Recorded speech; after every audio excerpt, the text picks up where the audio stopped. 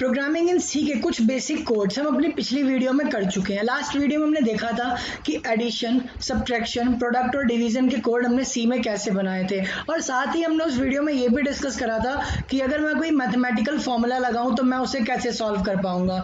तो वैसे ही आज की वीडियो में हम जो कोड बनाएंगे वो होगा हमारा स्वैप इन सी, और कोडिंग के बाद हम थोड़ा सा इंट्रोडक्शन लेंगे फ्लो चार्ट्स का कि फ्लो चार्ट क्या होता है, किस लिए यूज किया जाता है और कैसे बनाया जाता है।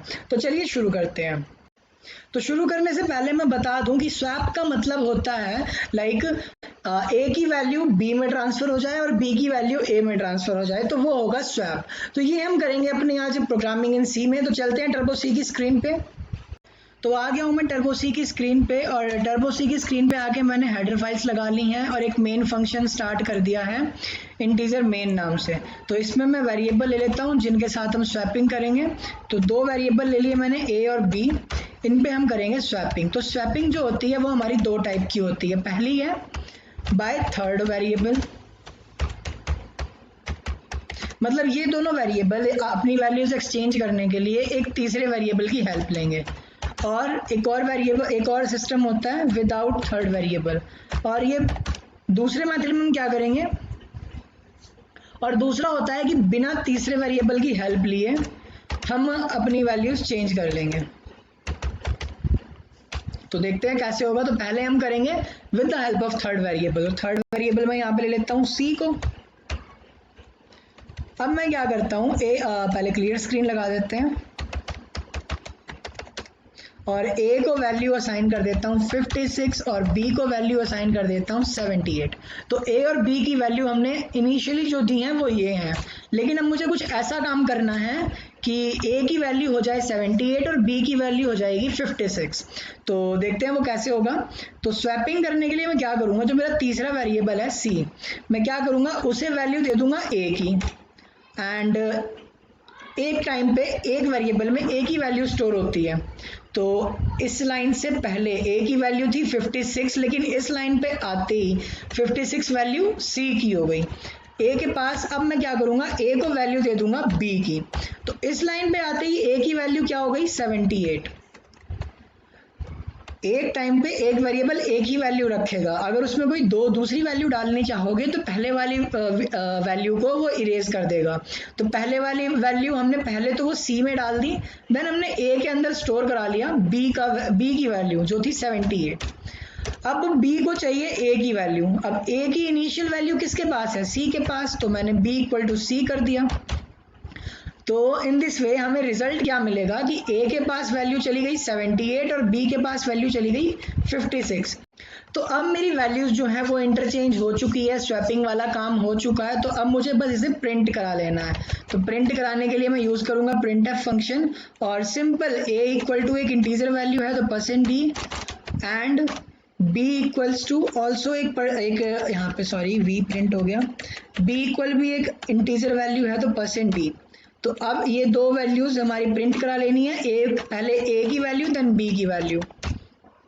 तो यहाँ पे लगाते हैं गेट ch और मेन फंक्शन कर देते हैं बंद। तो कर लेता हूँ इसे Ctrl+F9 से रन करते हैं। तो अब ए की वैल्यू 78 दिखा रहा है, क्योंकि 78 यहाँ पे वैल्यू किसकी थी, बी की। एक काम करते हैं, हम यहाँ पे ये वैल्यूज भी प्रिंट करा लेते हैं।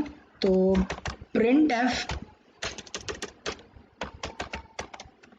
और प्रिंट एफ में लिख before swap a equal to एक इंटीजर वैल्यू थी एंड बी इक्वल्स टू एक इंटीजर वैल्यू, पहली वैल्यू ए की देन बी की। तो वहां पे ए और बी की वैल्यू क्या थी, जो हमने इनिशियली डिफाइन करी है, लेकिन अब जो हम नीचे प्रिंट करा रहे हैं वो स्वैपिंग के बाद की हैं। तो यहाँ पे लिख देता हूं मैं आफ्टर स्वैप ए की वैल्यू क्या हो जाएगी और बी की वैल्यू क्या हो जाएगी, वो वहां पे प्रिंट हो जाएगा। तो करते हैं इसे दोबारा रन Ctrl+F9 से। तो वहां पे आ गया बिफोर स्वैप 56 और बी की वैल्यू 78, और आफ्टर स्वैप ए की वैल्यू आ गई है 78 और बी की वैल्यू आ गई है 56। तो हमारा रिजल्ट जो है वो एक ही लाइन में आ रहा है, थोड़ा थोड़ा कंजस्टेड सा लग रहा है, तो मैं क्या करूँगा, नेक्स्ट लाइन के लिए जो हम यूज़ करेंगे, तो जब भी मुझे अपना कोड नेक्स्ट लाइन में प्रिंट कराना हो तो \n लगा देना है। जहाँ \n लगा समझ जाओ ये न्यू लाइन के लिए लगा दिया है या एंटर की के लिए लगा दिया है कि जैसे ही यहाँ लग गया तो यहाँ पे इस एंटर प्रेस कर देगा, तो कर लेते इसे दोबारा रन। तो अब मेरी पहली लाइन में लिखा आ रहा है कि बिफोर स्वैप ए की वैल्यू थी 56 और बी की वैल्यू थी 78 और आफ्टर स्वैप ए की वैल्यू हो गई है 78 और बी की वैल्यू हो गई है 56। तो ये तो था हमारा swapping with the help of third variable. लेकिन अब मैं करूंगा विदाउट थर्ड वेरिएबल। तो विदाउट थर्ड वेरिएबल का भी करके देखते हैं। तो विदाउट थर्ड वेरिएबल चाहिए ही नहीं, हटा दो, थर्ड वेरिएबल चाहिए ही नहीं, हटा दो। तो अब हम क्या करेंगे, विदाउट थर्ड वेरिएबल, पहले हमारे पास ए के पास वैल्यू थी 56। अब मैं चाहता हूं कि ए के पास 78 आ जाए। तो पहले मैं क्या करता हूं, ए के अंदर दोनों का सम स्टोर कर देता हूं, a प्लस बी सेमीकोलन। अब मुझे क्या करना है, b के अंदर कौन सी वैल्यू रखनी है, a की। तो a plus b minus b, तो मेरे पास क्या आ जाएगा, a की वैल्यू। तो यानी यहां मैं लिख दूं a plus b minus b, तो मेरे पास क्या आएगी, a की वैल्यू ना। तो a प्लस बी को हमने स्टोर कर दिया है a में, तो उसमें सिंपल माइनस कर लेना है b। मतलब यहाँ तक a की वैल्यू थी, इससे पहले a की वैल्यू थी 56, लेकिन यहाँ आते ही वो क्या हो गया, इन दोनों का सम यहाँ पे स्टोर हो चुका है। तो अब इन दोनों के सम में से a की वैल्यू घटा दूं तो इन दोनों के सम में से मैं b की वैल्यू घटा दूं तो 56 बचेगा, तो वो 56 स्टोर हो जाएगा b में। अब a के अंदर मुझे स्टोर क्या कराना है, जो मेरा a के अंदर जो मेरी वैल्यू थी उसे। तो अभी a के अंदर वैल्यू क्या है, a प्लस बी, तो मुझे a में से माइनस कर लेना है क्या, जो b की वैल्यू आ गई है। b के पास कौन सी वैल्यू आ गई है, 78, तो उसमें से माइनस कर लेना है मुझे b की वैल्यू। तो ये भी सेम वैसे ही काम करेगा विदाउट यूजिंग थर्ड वेरिएबल। कर लेते हैं इसे रन।